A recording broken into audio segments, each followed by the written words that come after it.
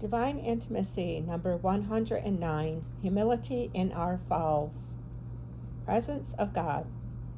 I am a beggar and poor, but the Lord is careful for me. In the shadow of thy wings will I hope. Psalm 39, 18 to 56, 2. Meditation 1.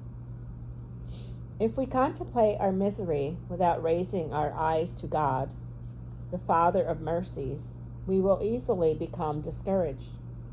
By examining ourselves thoroughly, we will see that discouragement always comes from two closely related causes. The first is that we depend upon our own strength. Through it, our pride is wounded and deceived when we fall.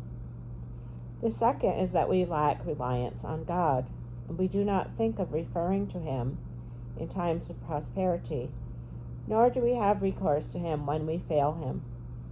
In short, we act by ourselves. We try to succeed alone.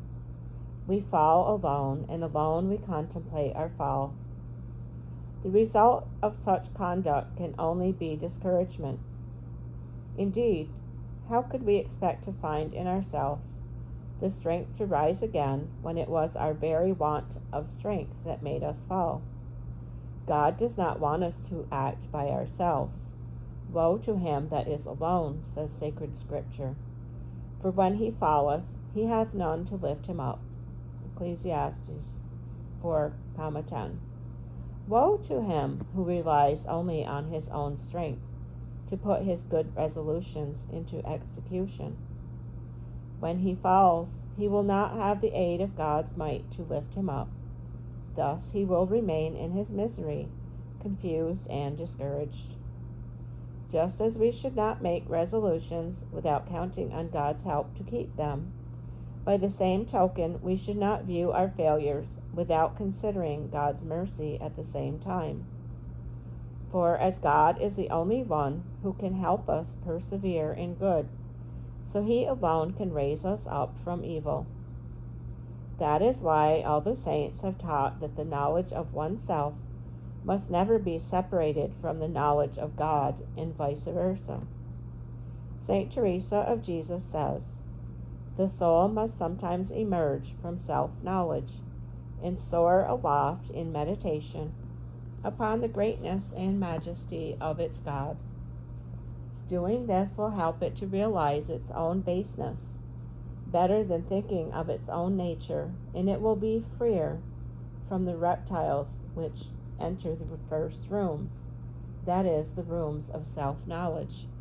Interior Castle 1:2. Meditation 2. True humility, however deep it may be, neither disquiets nor troubles, nor disturbs the soul. It is accompanied by peace, joy, and tranquility. It enlarges it and makes it fit to serve God better. On the other hand, false humility only disturbs and upsets the mind and troubles the soul, so grievous is it. I think the devil is anxious for us to believe that we are humble, and if he can, he will lead us to distrust God. T.J. Way, 39. Distrust and lack of confidence lessen our capacity for loving, and the devil's aim is to hold back souls on the road to love.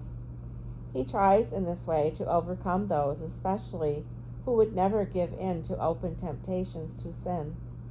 In this case, we must react in a positive way and recall, as St. Teresa of the Child Jesus teaches, that what offends God and wounds his heart most is want of confidence. Letters. To be wanting in confidence in God's mercy, even after a grave fall, is never a sign of true humility, but of insidious pride and diabolical temptation. If Judas had been humble, he would have asked pardon and wept for his sins like Peter instead of despairing. Humility is the virtue which keeps us in our place, and our place in God's sight is that of children who are weak and miserable, yes, but confident children. When we fall into the same imperfections after so many good resolutions, when after many efforts we still do not succeed in correcting certain faults or in overcoming certain difficulties, we find ourselves in one way or another far beneath what we ought or what we would like to be. Let us have recourse to the infallible remedy of humility. Humility, says St. Teresa of Jesus, is the ointment for our wounds. Interior Castles 3:2. Even if we seem to have used up all our strength, if we feel unable to do anything and see ourselves always prostrate, powerless to rise, there is still one possibility for us, to humble ourselves. Let us humble ourselves sincerely and with confidence, and humility will supply for all our miseries. It will heal all our wounds, because it will attract divine mercy to them. Colloquy. O Lord, my misery does not surprise me, nor does my utter helplessness distress me. I even glory in it and expect every day to reveal some fresh imperfection.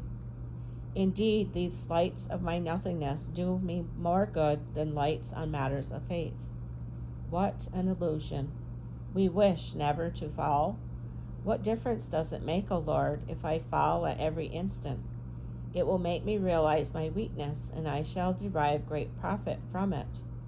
You see what I am capable of, O my God, and you will be obliged to carry me in your arms. If you do not do so, it will mean that you are pleased to see me on the ground. But I still shall be not disturbed. Full of love, I shall always lift up my suppliant arms to you. I cannot believe that you will abandon me. O Jesus, it is true that I am not always faithful, but I never become discouraged. I cast myself into your arms, and like a little dewdrop, I sink deeper and deeper into your chalice. O divine flower of the field, and there I find all I have lost and much more besides. Yes, O my God, I am happy to feel little and weak in your presence, and my heart remains in peace. I am glad to feel so imperfect and to need your mercy so much.